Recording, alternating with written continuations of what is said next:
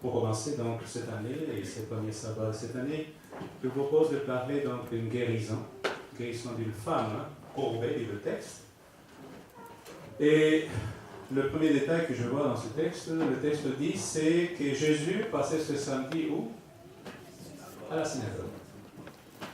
Jésus n'était pas en train de chercher des prétextes à se dire, bon, j'ai un petit peu mal au dos, là, aujourd'hui, en anglais on dit lay ministries. C'est-à-dire on reste couché, donc toute la journée, tout ça va. Donc, non, Jésus cherchait à aller à l'église, et c'est la première chose qu'il fait. Mais dans cette synagogue, il est en train d'enseigner, mais ce n'est pas certainement sa synagogue, il est dans une région qui n'est pas la sienne, semble-t-il, c'est Bérée. Et le verset 11 nous dit, « Jésus vit une femme possédée d'un esprit qui la rendait infirme depuis 18 ans. Elle était courbée et ne pouvait pas du tout se redresser. » Donc voilà une femme malade, avec une doléance. Je cherche un petit peu dans les commentaires à savoir quelle maladie pourrait être. Et donc il y a des maladies qui sautent de la colonne vertébrale avec le temps. Je l'ai connu, et donc j'ai d'ailleurs baptisé une dame qui avait un problème semblable. Donc, et qui progressivement, sa colonne est en train de se souder, et à un moment, elle va mourir à cause du fait que sa colonne, elle se soude en serrant sur elle-même. D'accord? C'est une maladie dégénérative et donc héréditaire, semble-t-il. Donc, voilà une maladie horrible. Mais la dame que je vous mentionne, elle était quand même bien plus jeune que moi, elle avait toujours un sourire dans les lèvres. Elle passait son temps à encourager les autres, malgré qu'elle était en chaise roulante. Donc, elle avait à cœur de partager la joie. Mais je reviens donc à celle de ce texte, et le texte nous dit que c'est un esprit qui la rendait infirme. Donc, encore plus compliqué la chose. Et voilà, je voudrais parler tout d'abord du comportement de cette femme. D'abord, parlons de la femme, ensuite de Jésus, on va parler ensuite du chef de la synagogue. Commençons par la femme, et la chose que je trouve admirable avec elle, c'est qu'elle a continué à aller à la même synagogue durant 18 ans, quoi? Sans se décourager. Elle est malade, elle souffre, elle est courbée. Elle a certainement prié Dieu en demandant, Seigneur, guéris-moi. Elle a attendu combien? 18 ans. 18 ans où il ne s'est rien passé dans sa vie, où elle est sortie comme elle est rentrée dans cette église. Je me dis, combien il y a d'entre nous qu'au bout d'une année, on se décourage? Au bout d'un mois, on se décourage? Au bout d'une journée, on se décourage par rapport aux choses qui nous arrivent? Eh bien, elle a la foi de persévérer, d'aller toujours à la même église. Toujours avec sa douleur, avec son problème, en se sachant de plus en plus malade. Et quoi? Elle fait. Elle n'arrête pas d'aller à l'église, pourtant, pendant ces 18 ans. Elle ressort comme elle l'a. Et voilà, je connais des gens qui disent, Seigneur, si tu fais cela pour moi, si tu permets de me guérir de ce problème-là, Seigneur, là, je vais te suivre. Je vais t'obéir. Je vais te donner ma vie. Je vais te louer, Seigneur, pour ce que tu vas faire pour moi. Mais une chose qu'il faut bien comprendre avec Dieu, c'est que Dieu n'aime pas le marchandage. Dieu veut qu'on l'aime parce qu'il est Dieu. Pas parce qu'il nous a fait quelque chose, parce qu'il a permis de nous guérir de quelque chose. Dieu veut qu'on l'aime de façon comment? Désintéressée. Qu'on ne le cherche pas. Parce qu'imaginez-vous si dans notre église, aujourd'hui, on savait qu'on avait quelqu'un qui guérissait tout le monde. Je veux dire, même s'il fait le froid qu'il fait, là, la queue serait à l'extérieur là, énorme. Parce que tout le monde a une doléance quelconque. J'avais écouté quelqu'un qui disait à la radio, à partir des 30 ans, non, c'était à la radio, lorsque tu te lèves le matin et tu as mal nulle part, c'est parce que tu es mort. Bon, c'était l'arme à Dieu, mais on a toujours mal quelque part au bout d'un certain âge. Et cette femme, certainement, elle avait mal. Elle avait mal, elle souffrait. Et certainement, quand on voit quelqu'un qui est avec une doléance visible, en général, on ne s'approche pas, surtout on évite le regard. Et cette femme qui est en quelque sorte méprisée est là. Elle continue à aller, mais elle ne marchande pas avec Dieu. Elle est là parce qu'elle aime Dieu, malgré la circonstance dans laquelle elle se trouve. Détail important, Dieu ne guérit pas toujours. Et Dieu sait pourquoi il le fait. Et c'est son choix, c'est son plan. C'est Dieu. Mais je me dis aussi, par rapport à cette femme, c'est qu'elle n'aurait pas été guérie s'il n'était pas allé ce jour-là, ce samedi-là, à l'église. Elle aurait dit non, mais je suis allé 18 ans en samedi, franchement. Non, elle est allée, et ce jour-là, il y a quelque chose qui va changer sa vie. Ce jour-là, il y a Jésus. Jésus qui est là, et on va parler un petit peu de Jésus, donc, et de son comportement. Et le texte nous dit par rapport à Jésus, verset 12, lorsqu'il la vit. Jésus, la première chose qu'il fait, Jésus la voit. Lorsque dans la Bible quelque chose est écrit, ce n'est pas juste pour remplir une ligne. Lorsque Jésus voit quelqu'un, il a eu compassion d'elle. Il a compris sa souffrance. Il a vu ses 17 ans de souffrance dans cette femme. Il connaissait ses prières. Il connaissait sa difficulté, son humiliation, sa fidélité. Le regard de Jésus, c'est un regard puissant. Parce que vous savez, il y a beaucoup de gens qui nous entourent, qui nous voient, mais ils ne nous regardent pas. Bien des gens qui nous côtoient, mais qui ne nous regardent pas. Bien des gens qui vivent avec nous, mais qui ne nous regardent pas. Mais Dieu, il nous voit. Il voit nos circonstances. Il voit nos souffrances. Il voit nos difficultés. Il nous connaît même mieux que nous-mêmes. Et il sait répondre quand il doit le faire. Alors, qu'est-ce qu'il fait Jésus? Le texte dit, Jésus l'appelle. Jésus parle à qui? À une femme qui n'est pas capable de se redresser et certainement toute courbée. Cette femme, elle va faire de son mieux pour s'approcher de Jésus. Et alors, Dieu l'appelle. Et je pense que Dieu a besoin de nous appeler, nous aussi, afin de sortir de notre médiocrité, afin de nous appeler à quelque chose de plus grand, à changer notre courbature en redressement d'une certaine façon. Et alors, cette femme, qu'est-ce qui se passe? Jésus, et c'est la troisième chose que Jésus va faire, il lui impose les mains. Et cette femme est guérie. En pleine synagogue, cette femme qui a toujours été courbée, voilà qu'elle est debout. Elle n'est pas seulement debout, le texte dit encore quoi? Elle se redresse, et le verset 13, elle s'est mise à célébrer la gloire de Dieu. Elle est contente, elle est heureuse, et elle est joyeuse, elle et certainement bien d'autres personnes avec elle sont heureuses, elle est contente.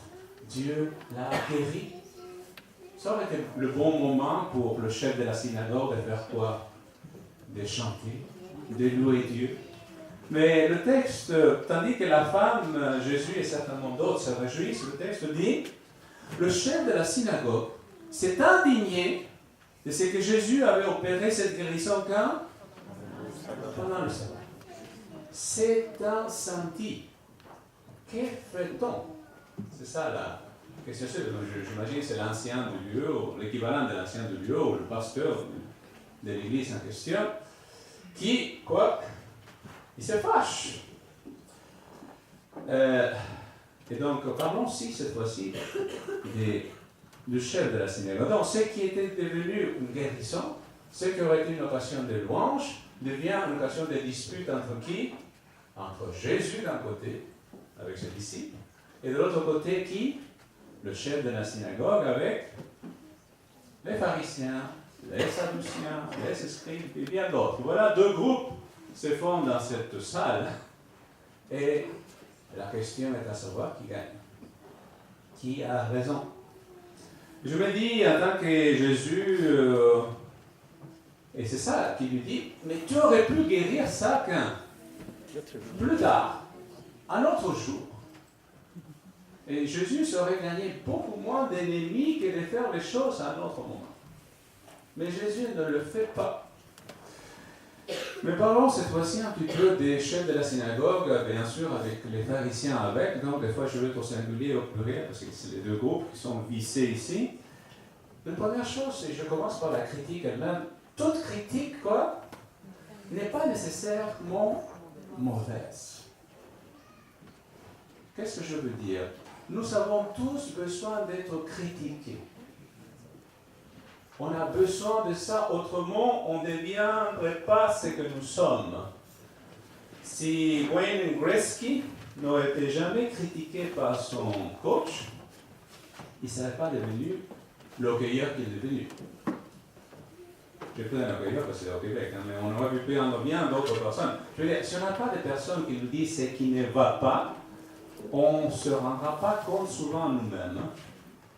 D'ailleurs, je me dis, Dieu a placé une épouse à côté de moi pour me dire à quel point je suis imparfait. D'accord? Et nous savons tous à côté de nous des personnes qui vont nous aider. Pourquoi? Parce qu'ils nous aiment.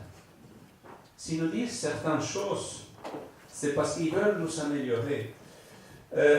J'ai une sœur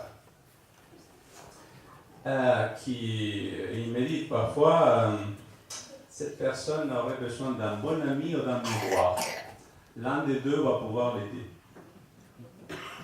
Parce que soit il s'est habillé de travers, ou en tout cas. Donc c'est une expression, mais je veux dire, il y a des gens qui ne savent même pas comment s'habiller et ils n'ont pas peur du ridicule. Hein, mais des fois, ça ne leur va pas bien, même ce ridicule en question. Je parle d'habillement, mais il y a bien d'autres sujets sur lesquels on a besoin de la vie d'autres afin de devenir meilleur. Quelqu'un qui vient et nous s'approche de nous et te dit, tu sais, moi je t'aime, mais tu as un problème de caractère. Tu as un problème avec telle chose. Il faut que tu t'améliores à tel endroit afin que ça aille mieux. Et le dire avec gentillesse, avec amour, mais dire les choses qu'il faut que ça change dans la vie des personnes. Parce que vous savez, il y a bien des familles, il y a bien des églises, bien des entreprises qui tombent parce qu'il n'y a personne qui a le courage, de dire les choses qui doivent changer afin que les choses s'améliorent. Malheureusement. Le criticisme positif, lorsqu'on le fait avec discrétion, est pour aider l'autre. Mais dans ce texte, c'est qui est critiqué? C'est Jésus lui-même, c'est le Fils de Dieu qui est critiqué. Alors la chose est déjà plus compliquée. Donc, notre chose, donc je disais, un ami est quelqu'un qui est assez courageux pour nous confronter et nous conseiller pour notre bien. Mais une chose c'est certaine, nous ne pourrons jamais aider quelqu'un en parlant dans son dos. D'accord? Si je veux aider quelqu'un, vous connaissez Matthieu 18, qu'est-ce que vous faites? Vous allez le voir à lui seul, lui parler gentiment. Il y a un proverbe qui dit, un ami c'est celui qui t'appuie en public et te critique en privé. C'est ça un vrai ami. Eh bien, parler dans le dos, ça ne sert pas à grand-chose. Des fois, il y a des personnes qui ont répandu tellement la bonne nouvelle autour de nous, mais le dernier à le savoir, c'est nous-mêmes. Ça aurait été bien apprécié qu'ils s'approchent de nous d'abord. ça aurait tellement fait plaisir avant que la nouvelle se répande. Parce que des fois, c'est des nouvelles fausses. Et même s'il est vrai, commençons avec la bonne personne. Eh bien, je passe au point suivant, toujours par rapport. Vous savez, nous pouvons apprendre des pires critiques qui nous sont faites. C'est-à-dire, même les gens qui veulent nous blesser, nous humilier, nous faire du mal de la pire sorte, parfois, je dis parfois, il y a une perle précieuse cachée dans cette frange qui peut nous aider à nous améliorer dans notre vie de tous les jours. Et parfois, il est sage de garder au moins ça, pour que Dieu puisse nous amener à devenir ce que Dieu veut qu'on devienne. Mais, autre chose aussi, c'est que nous ne devons pas porter le chapeau qui ne nous fit pas, qui ne nous correspond pas. Si on m'accuse de quelque chose, il faut bien que le chapeau me fasse. Parce que si on m'accuse de quelque chose dans lequel je ne me sens pas coupable, en tout cas, ma conscience et Dieu ne m'ont pas mis au courant, je ne vois pas pourquoi je veux pleurer à cause de ça. C'est Dieu qui va me convaincre peut-être un jour. Là. Laissons Dieu faire son œuvre. Mais pour l'instant, je ne vois pas comment. Et je ne vois pas pourquoi je veux faire de mauvais sang à cause de quelque chose que je ne sais même pas d'où ça sort et que je ne me vois vraiment pas dedans. Alors, toute critique, oui, mais pas toute est bonne et il ne faut pas toutes les mettre sous notre tête. Ensuite, si vous êtes critiqué, c'est parce que vous n'êtes pas ignoré. Si vous ne voulez pas qu'on vous critique, ne faites rien. Restez assis dans votre chaise. Et même là, des fois, on vous critique quand même. Mais disons, plus vous cherchez à faire la volonté de Dieu, plus vous cherchez à avoir un ministère dans l'œuvre de Dieu et répondre à la volonté de Dieu, plus vous serez critiqué. Celui qui ne fait rien ne se trompe jamais. Parce qu'il ne fait rien. Mais lorsqu'on fait quelque chose, on nous critiquera toujours. Il y aura toujours quelqu'un qui est contre nous parce qu'il aime être contre quelqu'un. Alors, il y aura toujours quelqu'un qui voudrait freiner ce que Dieu cherche à faire pour nous. Toujours. D'ailleurs, le mot Satan veut dire adversaire. Quelqu'un qui est contre.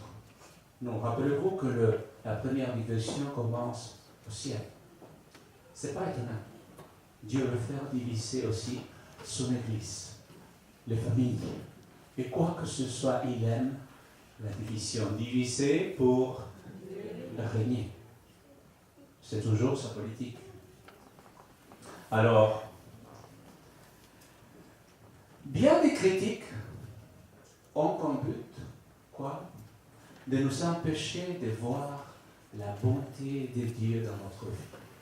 Parce que vous savez, vous pouvez être béni de Dieu. Mais si vous avez une épine dans les pieds, vous ne voyez pas la bonté de Dieu quelque part. Ça fait mal. Et parfois, on est découragé parce que justement, on nous dit des choses, on nous critique, on nous dit tellement d'affaires. Et pourtant, on est béni par ailleurs. Et ça gâche la joie que Dieu a placée dans notre cœur. Alors, qu'est-ce qu'il dit par rapport au chef de la synagogue? Le chef de la synagogue ne voit pas l'intervention divine, ni le soulagement de cette personne. Qu'est-ce qu'il dit? Tu aurais pu faire ça samedi, un autre jour de la semaine. Et vous, si vous voulez faire guérir, ça veut dire qu'il y avait d'autres personnes malades qui ont vu ça et s'étaient malades. Et moi aussi. Ils ont fait la queue tout d'un coup. Et qu'est-ce qui arrive? Il leur dit, mais faites ça un autre jour. C'est pas le bon jour. Et au lieu de se dire, mais c'est une merveille de Dieu. Dieu a béni notre Église, il y a une guérison aujourd'hui chez nous. Qu'est-ce qu'il fait? Non. La personne humaine, pas important. La loi du sabbat, par contre, ça c'est important. C'est très important. Il ne voit pas le besoin humain, il ne voit pas. Il est aveugle. Et son aveuglement est tout à fait ridicule. Enfin, comme je le vois. Vous savez, une des pires critiques qu'on peut en avoir dans notre Église, c'est une critique par quelqu'un de religieux, qui veut garder la norme comme il veut, et il ne voit pas le besoin humain de l'autre part. Vous savez, on est critiqué déjà assez par les incroyants, mais quand il y a un qui nous critique, Bible à l'appui, et il nous cogne avec sa Bible, ou avec les White, ou avec quiconque, quel livre qu'il puisse avoir dans la main, manuel d'église, ça devient assez... Au lieu que ce soit la parole de Dieu qui nous réjouit, ça devient la Bible une arme dans la main de ces personnes. Parce qu'en réalité, ces personnes se disent chrétiennes, mais en réalité, ils sont en train de travailler pour quelqu'un d'autre. Ils sont chrétiens de nom, mais pas dans la vie de tous les jours. Ils cherchent la division, parce que c'est le diable qui cherche la division, et ça fait partie de son agenda. Et pour cela, s'appuyer dans quoi que ce soit, même la Bible. Parce que c'est la Bible qui cite. Rappelez-vous, c'est le 4e commandement que cet homme cite pour s'attaquer à Jésus lui-même. On peut utiliser n'importe quoi, la Bible elle-même, pour faire du tort à quelqu'un d'autre. Mais les pharisiens ont appris à considérer comme un ennemi toute personne qui ne fait pas les choses comme eux ils le font. Il faut rentrer dans le petit carré qu'on a fait là-dedans. Ça, c'est chez nous. Si tu cherches à être marginal, si tu fais des choses, il faut t'habiller comme nous, manger comme nous. Bon, on pourrait continuer la liste. Si tu ne fais pas ça, tu es hors circuit. Et il faut qu'on te remette dans la bonne boîte. Il faut que tu rentres. Si tu n'es pas comme nous, là, tu as un problème. Et Jésus ne rentre dans aucune case. Il ne rentre pas à la place qu'eux ils veulent placer. Eh bien, ils pensent que leurs idées, leurs perspectives, leur façon de penser, c'est la meilleure. Je pense que vous connaissez tous l'histoire des 6 aveugles avec l'éléphant. C'est un Maharaja qui a demandé à 6 aveugles de définir qu'est-ce que c'est qu'un éléphant. Et chacun d'eux, si vous remarquez dans l'image, a cherché à prendre un bout de cette bête et de décrire qu'est-ce que c'est qu'un éléphant. Celui qui était à l'oreille a dit, on dirait, du cuir. Oui, c'est assez long. Une planche, oui, de cuir. Oui. Celui qui est dans la trompe, non, c'est comme un serpent. Un long bois, on dirait. L'autre, celui qui avait, par exemple, la patte, dit, non, c'est plutôt comme une colonne. Et il touche, non, oui. Et l'autre, non, c'est comme un grand mur, il est en train de toucher le ventre. Et celui qui touche la queue, non, mais c'est tout petit, on dirait un petit balai. Mais qui avait raison? Ils avaient tous raison, ils avaient tous tort. Pourquoi? Parce que chacun voyait qu'un bout du problème. Et ici, par rapport à Jésus, les pharisiens, ils touchent la queue et ils disent, c'est pas comme ça qu'il faut faire. Mais ils ne voient pas l'ensemble. Ils ne voient pas le tout. Et ils critiquent, par contre. Ils s'accrochent à la jambe et disent, c'est comme ça. Ça n'existe pas, la trompe. Non, mais il y a quelqu'un qui a vu qu'il y a une trompe aussi de l'autre bout. Et chacun a raison. Et des fois, on se dispute parce qu'on pense que notre vision, notre façon de faire, c'est la bonne et il n'y en a pas d'autre. À notre époque, bien des églises érigent de nouvelles lois pour leurs membres, des codes vestimentaires, des codes de coiffure, de comportement, de langage, de horaires, de comment faire les choses. Et si tu ne rentres pas dans leur case, tu n'es pas bon, tu n'es pas chrétien, tu n'es pas comme eux. Parce que c'est eux le modèle, les autres. Ne permettons pas que des barrières se dressent entre nous pour nous diviser. Parce que ce que Jésus nous enseigne ici, c'est l'amour de l'autre. Que l'amour et la compassion soient notre guide le plus important. Et je me dis, peut-être qu'ils ne le font même pas par méchanceté. Ils ne veulent pas faire du mal réellement à Jésus. Je me dis, peut-être, hein, je cherche à essayer de me mettre de plus du côté pharisien, parce qu'on est quand même adventiste, hein, on garde le sabbat. Mais c'est parce qu'il n'est pas comme eux. C'est simplement, il est trop différent. Et à leurs yeux, puisqu'il ne rentre pas dans ce qu'eux considèrent comme bon, il est mauvais, forcément. Ces gens veulent que Jésus rentre, il fasse comme eux, qu'il vive comme eux, qu'il respire comme eux. Mais il est Jésus. Et Jésus, justement, il ne rentre nulle part et il ne fait pas partie de ces groupes. Alors, les pharisiens se retranchent derrière leur loi. Pourquoi? Pour ne pas aider le prochain. Je me dis peut-être que le jour où l'homme s'était fait frapper sur le chemin de Jéricho, c'était un samedi. Le prêtre arrive. Samedi, mon cher, je ne peux pas. Non, samedi. Je ne toucherai pas un malade, blessé en plus, non. Non. Le Lévite aussi. C'est un Samaritain qui s'arrête. Ici, c'est Jésus qui a compassion d'une femme. Et un jour de sabbat, il a guéri. Mais voilà, ils ont eu des lois, toute une série de lois qui se sont inventées, bien sûr, eux, pour dire non, samedi, qu'on ne fait pas ça à aucune occasion. On ne guérit personne, on n'aide personne le jour de sabbat, c'est le jour du Seigneur. Est-ce que cette pensée, ça vous arrive des fois en tant qu'adventiste? Parfois. On voit les autres péter leur entrée, mais ah non, c'est samedi. Laissons la neige tomber. Je connais personne qui fasse ça, hein, sinon on ne peut pas sortir même pas sa voiture. Ça dépend de la taille du neige. Mais des fois, on agit de cette façon-là, en disant, c'est samedi. Je ne peux pas faire telle chose samedi. Non, non. La chose, on peut la faire, ça dépend si c'est pour aider quelqu'un peut-être. C'est-à-dire, ce n'est pas la chose qui est c'est pas l'action qui est importante, c'est pourquoi. Quelle est la raison qui me pousse à faire les choses. Plus important que le ça ou pas, oui ou faire ou pas faire. Autrement, on commence à aller beaucoup dans la tradition rabbinique, Mishnah, Talmud et autre chose. Autrement, on n'est plus adventiste, on est juif simplement. Mais, je avance au prochain point. Pour Jésus, les normes étaient au service des gens et non pas l'inverse.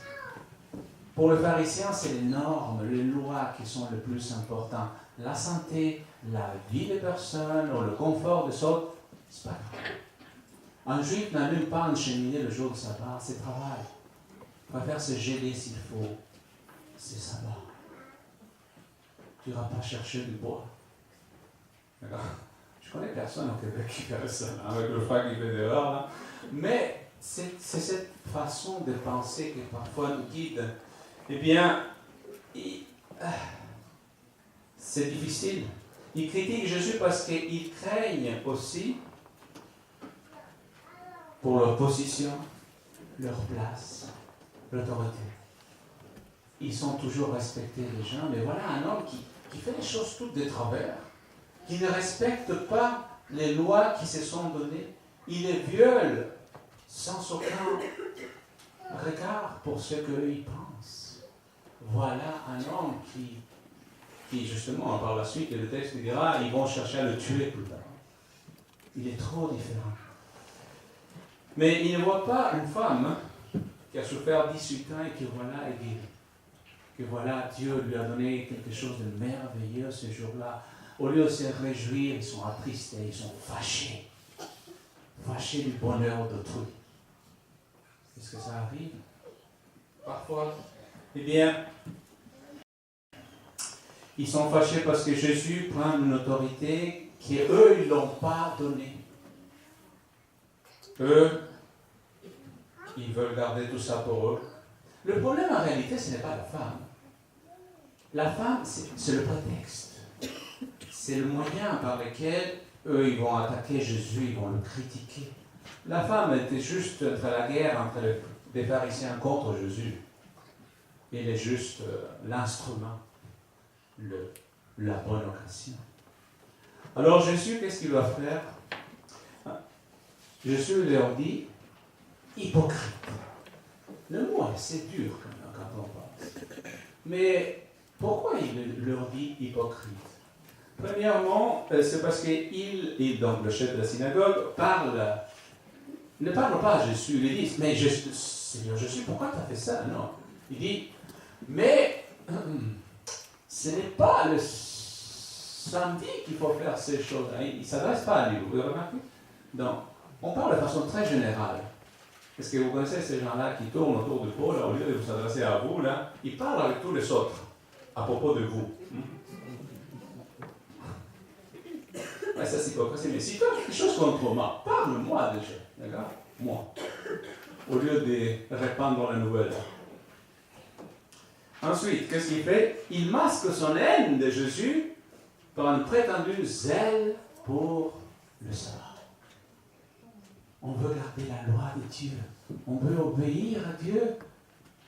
C'est pas grave si je déteste ces gars-là.